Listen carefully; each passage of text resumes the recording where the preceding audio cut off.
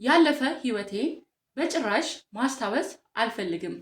ተዋናይት ብሩክታዊት ሽመልስ። የድሮዋን ብሩክታዊት ታስታውሻታለሽ? አላስታውሳትም። አረ እንዴት ወደፊት ነው። እኔ ወደ ኋላ የሚባል ነገር የለም። ወደፊት ነው። እንዴት ናችሁ የተወደዳችሁ የኛ ጌታ ቤተሰቦቼ? እኔ በጣም ደህና ነኝ። ዛሬ ይዤላችሁ የመጣሁት አንድ እንድንነጋገርበት ያሰብኩት ወሳኝ ጉዳይ አለ። እሁድ ዕለት የተላለፈውን የሴፉ ሾው ተመልክታችኋል ብዬ አስባለሁ። ሴፉ ሾው ላይ ተዋናይት ብሩክታዊት ሽመልስ እንግዳ ሆና ቀርባ ነበር። በቅርቡ አንድ የቴሌቪዥን ድራማ ላይ ተሳትፋለችና እሱን አስመልክቶ እንግዳ ሆና ቀርባ ነበር። እንግዲህ ተዋናይቷ ያደረገችው ኢንተርቪው በጣም መነጋገሪያ ሆኗል፣ ማህበራዊ ሚዲያ ላይ ማለት ነው። እንግዲህ ፌስቡክ፣ ቲክቶክ፣ ዩቲዩብ በጠቅላላ ሰው በተለያየ መንገድ በራሱ ቅኝት እየቃኘ በጣም መነጋገሪያ ከሆኑ ጉዳዮች መካከል አንዱ ሆኗል ማለት ነው። እና የብሩክታዊት ኢንተርቪው ምንድን ነው? በአጭሩ ለመንገር ያክል እንግዲህ ብሩክታዊት ድራማ ለማስተዋወቅ ነው ሴፉ ጋር የመጣችው እና ከሱ ጋር ተያይዞ ስላሳለፈችው የህይወት ጉዞዋ እንዴት እዚህ እንደደረሰች ስላሳለፈችው የህይወት ፈተና ተጠይቃ ህይወት ላይ ስላላት አቋም ግልጽ አድርጋለች ማለት ነው። ብዙ ነገሮችን ነው በነገራችሁ ላይ የዳሰሰችው። እንግዲህ በህይወቷ በ16 ዓመቷ ከቤተሰብ ወጥታ ለብቻዋ ህይወትን እንደተጋፈጠች ተናግራለች። ከዛ ጊዜ ጀምሮ እንግዲህ በህይወት ብዙ ፈተናዎች እንዳጋጠሟት እነዛንም እንዳለፈች፣ አሁን ላይ ግን ያለፈ ህይወቷ ምንም ነገር እንደማይጠቅማትና ማስታወስ እንደማትፈልግ ወደፊት ብቻ መሄድ እንደምትፈልግ ተናግራለች። ቆይታዋ በብዙ አይነት መንገድ እየተዘረዘረ ነው የሚገኘው።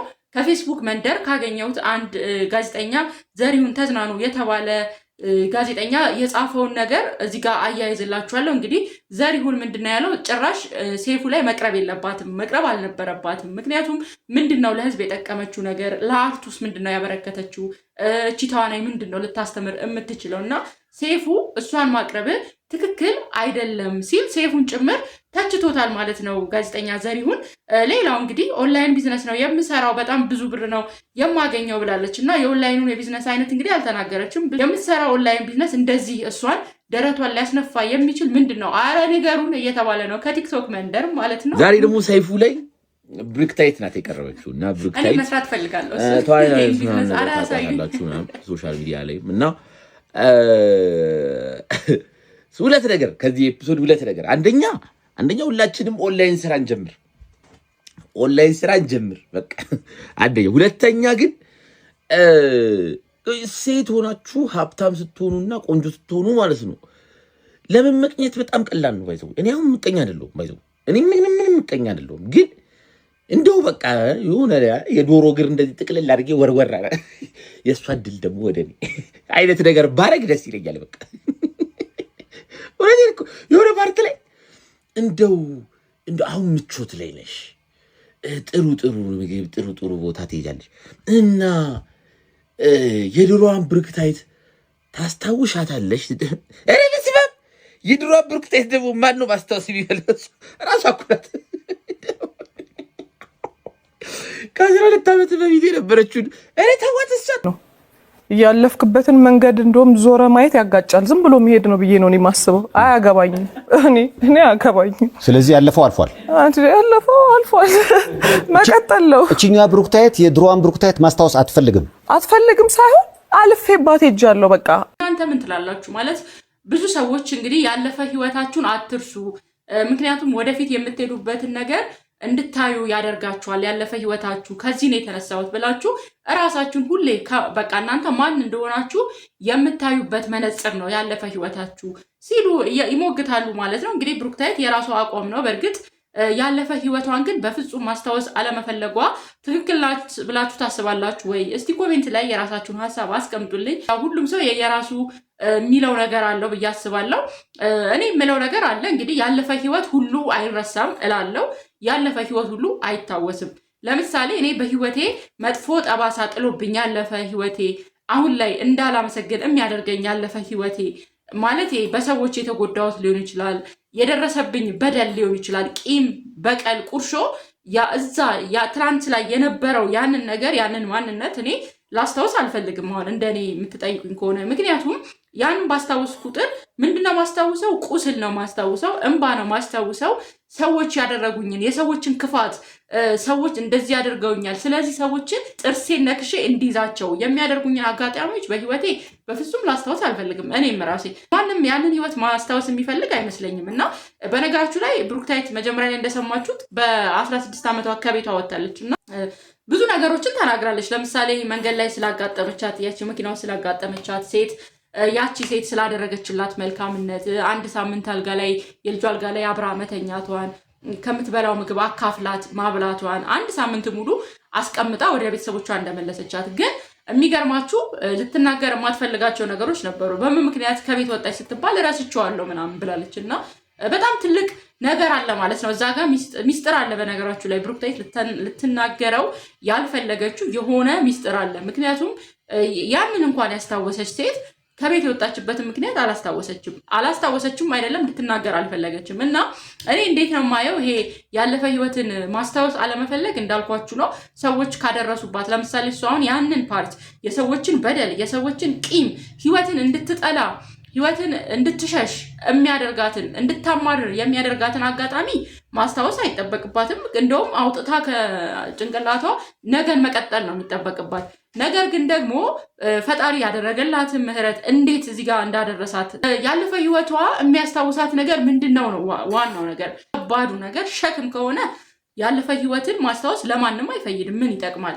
ግን አንዳንዴ ከየት እንደተነሳው ለምሳሌ እኔ በጣም ከደህንነት ተነስቼ አሁን ያደረስኩበት የህይወት ምዕራፍ ላይ ደርሼ ከሆነ ያለፈ ህይወቴ የብዙ ሰዎች መማሪያ ስለሚሆን ለሰዎች ሼር ባደርግ መልካም ነው። ምክንያቱም ሰዎች እዛ ቦታ የነበሩ ሰዎች እኔም እንዳንቺ ብሰራ፣ እኔም እንዳንቺ ብጥር፣ እኔም እንዳንቺ ብሞክር እዚህ ደረጃ ልደርስ እችላለሁ እንዲሉና እንዲያስቡ ሊያደርጋቸው ስለሚችል ማለት ነው። እናንተ ምን ታስባላችሁ? አጠቃላይ ስለ ብሩክታዊት የብሩክታዊት ንግግር ብዙ ተብሎላታል። ብዙ አወዛግቧል። መቅረብም አልነበረባትም። በ16 ዓመት ከቤት ጠፍቶ በጣም ብዙ ዋጋ ከፍሎ ስኬታማ መሆንን እኔ ለወጣት ልጆች ያስተምራል ብዬ አላስብም፣ እውነቱን ለመናገር። ምክንያቱም አሉ በጣም ብዙ ልጆች አሁን በትንሽ ነገር እየተከፉ ቤተሰብ ገና ለገና የሆነ ነገር ሲናገራቸው መጥፋትን የሚያስቡ ከቤት መውጣትን የሚያስበዋል። እንደዚህ አይነት ልጆች እንደዚህ አይነት ተሞክሮችን ባይሰሙ ጥሩ ነው፣ እውነት ለመናገር። ይሄ ምንም የሚያኮራ ታሪክ አይደለም። የሚያኮራ ታሪክ ሊሆን የሚችለው እንዴት ነው መሰላችሁ? እሷ ታሪኩን እኛ መቀየር አንችልም፣ ግን በእሷ ህይወት ውስጥ ሀፕን አድርጓል። እሷ ከዛ ቤት ውስጥ የወጣችው ወይ ለምሳሌ ያስገድዶ መድፈር ሙከራ ቢደረግባት ልትናገር አልፈለገችም ሊሆንም ይችላል። ወይ የሆነ ግዴታ ከዛ ቤት ልትሸሽ የምችልበት የሆነ አጋጣሚ ሆኖ መጥቶ ከዛ ቤት ወጥታ ከዛ በኋላ ግን ብዙ ነገር አልፋ ስኬታማ መሆን ብትችል እሱ ጥሩ ያስተምራል ብዬ አስባለሁ። ነገር ግን በጥጋቧ ነው የወጣችው። እሷ እንዳለችው ከሆነ ላይሆንም ይችላል፣ ግን በጥጋቤ ነው የወጣሁት ከቤቴ ብላለች። እና ያ አሁን ላይ ጥጋብ ንፍት አድርጎ የያዛቸው ልጆች፣ ወጣት ሴቶች፣ ወጣት ወንዶች፣ እነዚህ በጣም ቲኔጅ የሆኑ ልጆች ምንም አያስተምርም። ለእነሱ በጣም ሞራል ነው የሚሰጠው። ከቤት ወጥቼ የሆነ ነገር ውስጥ ገብቼ ፋይናሊ ሰክሰስፉል ሆናለሁ ብለው እንዲያስቡ የሚያደርግ ምክንያቱም የሴፉን ፕሮግራም እንደ ቤተሰብ ነው ብዙ ሰው የሚያው ታውቃላችሁ። ለዛ ነው በጣም ያዘንኩትኝ። ምክንያቱም ህፃናት ያዩታል፣ ወጣቶች ያዩታል፣ እነዚህ ቲኔጅ ያዩታል። እነዚህ በቃ እናቴ ለምን ተናገረችኝ፣ አባቴ ለምን ቀና ብሎ አየኝ ብለው ከቤት ለመጥፋት የሚዳዳቸው በጣም ብዙ ልጆች አሉ። እናንተ ቤት ውስጥም ሊሆኑ ይችላሉ። እና እነዚህ ልጆች ይሄን ፕሮግራም ማየታቸው በጣም ብዙ ውድቀት ነው የሚያስከትለው እውነቱን ለመናገር። እና ሴፉ እንዴት እንዳሰበው አላቅም፣ እንዴት ይሄን ነገር ጥያቄ እንደጠየቃት አላቅም። ያንጻሉ፣ ያስተምራሉ። ሴፉ እንግዲህ እንግዶችን በተደጋጋሚ ነው የሚያቀርበው። ብሩክታዊት ሴፉ ላይ ስትቀር በጣም ብዙ ጊዜ ነው። ሴፉ እንደዚህ አይነት ነገር ላይ ራሱን ተመልክቶ ያውቃል ብዬ አላስብም። በጣም መቅረብ ያለባቸው እንግዶች ጥሩ መናገር የሚችሉ ጥሩ ተሞክሮ ማስተላለፍ የሚችሉ ከዛ ደግሞ የህዝብን እገዛ የሚፈልጉ ልክ አሁን ባለፈው ሳምንት ዳኒን እንዳቀረበው እንደዚህ አይነት መልካም የሆነ ተሞክሮን ሊያስተምሩ የሚችሉ በርካታ ሰዎች አሉ እና እነሱን ማቅረብ ይችላል። ግን በተደጋጋሚ የሚያቀርባቸው ሰዎች ተመሳሳዮች ናቸው። ለምሳሌ ብሩክታዊት፣ ከዛ ደግሞ ይመጣል ሀሊማ። በቃ እነዚህ አይነት ሰዎችን ደጋግሞ የማቅረብ ነገር አዝማሚያ ይታያል ሴፉ ላይ ማለት ነው። ይሄ እውነት ለመናገር ልክ አይደለም ብዬ ነው የማስበው። ኢቭን ጥያቄዎቹ መታየት አለባቸው። አብዛኞቹ ጥያቄዎቹ ስለ ትዳር፣ ስለ ውፍረት፣ ስለ መክሳት፣ ስለ ፐርሰናል ጥያቄዎችን ነው የሚያቀርበው እና ብዙም የማያንጽ ብዙም የማያስተምር ለዛ ሰውዬ ምቾት የማይሰጥ አግብተሻል ወይ ፍቅረኛ አለ ስንት ዓመት ነው በቃ ይሄ ሴፉ ኦልሞስት ማለት ነው ፕሮግራሙ ላይ ከቀረቡ እንግዶች በጣም አብዛኞቹ የሚጠየቁት ጥያቄ ይሄ ነው። በቃ ስለ ትዳር ስለ ማግባት ቱ ማች ፐርሰናል የሆነ ኬዝ ነው እና ሴፉ መልካም ሰው ነው። ብዙ ነገሮችን ሚዲያ ላይ ማበርከት ችሏል። በኢትዮጵያ ሚዲያ በጣም የራሱ የሆነ ትልቅ አሻራ ያለው ጀግና ሰው ነው ሴፉ በነገራችሁ ላይ እና ግን እነዚህ አይነት ነገሮች ትንሽ ቢታረሙና ሴፉ ራሱን ዞር ብሎ መመልከት ቢችል ጥሩ ነው ብዬ አስባለሁኝ። በተደጋጋሚ ነው ደግሞ በቃ አንዴ አይደለም የሚጠይቀው ሁሌም ነው እና ገና እንግዳ ሲመጣ ምን ሊጠይቅ ይችላል የሚለው በቃ ሁሉም ነገር ይታወቃል ማለት ነው እና ይሄም ራሱ ትችት ሴፉ ላይ ያስነስቶበታል። ማህበራዊ ሚዲያ ላይ ሴፉ በቃ ይሄ ወይ ፕሮግራምን ስቀለው ወይ ደግሞ ጥያቄዎችን አስተካክል እያሉ ብዙ ሰዎች ጭምር እየተቃወሙት ነው ማለት ነው። የሴፉ ራሱ ፓኬጁ አቀራረቡ ላይ ማለት ነው። ይሄንንም ዞር ብሎ ራሱን ቢያይ ጥሩ ነው ብዬ አስባለሁ። እንግዲህ የዛሬ ቆይታዬ ይሄን ይመስል ነበረ። እዚህ ላይ ሀሳብና አስተያየት ያላችሁ እንዳልኳችሁ ለግሱኝ ባካችሁ። ለቤተሰብ አዲስ የሆናችሁ ሁሉ ሰብስክራይብ በማድረግ ቻናሌን ተቀላቀሉ ስል በአክብሮት ነው የምጋብዘው። በያላችሁበት ያለማጥናፋት ሁላ ሰላምና ጤና ክብርና ሞገስ ይብዛላችሁ ስል እሰናበታለሁ። ሌላ ቀን በሌላ ይዘት እንገናኛለን። ለአሁኑ ግን ሁላችሁም ቸር ሁኑ፣ ቸር እንሰንብት ስል እሰናበታለሁኝ። ቻው።